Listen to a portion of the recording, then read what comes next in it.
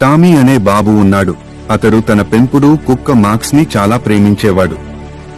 ఒకరోజు పార్క్ లో ఆడుకుంటూ ఉండగా ఒక సీతాకోకచిలుకని వెంబడిస్తూ మాక్స్ తప్పిపోయాడు. టామీ ఎక్కడికక్కడ వెతికాడు, కానీ మాక్స్ ఎక్కడా కనబడలేదు.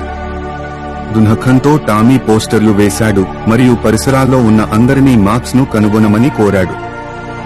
కొన్ని రోజులు గడిచి టామీ ఆశను కోల్పోయాడు. ఆ తర్వాత ఒక వర్షం కురుస్తున్న సాయంత్రం ఇంటి తలుపు తట్టింది. టామీ చాలా ఆనందించి మాక్స్ ని బిగిగా హత్తుకున్నాడు.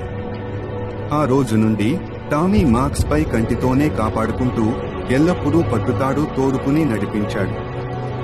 జాన్సన్ గారు అతడికి సహాయం చేసినట్టు ఇతరులకు సహాయం చేసే ప్రాముఖ్యతను కూడా టామీ నేర్చుకున్నాడు.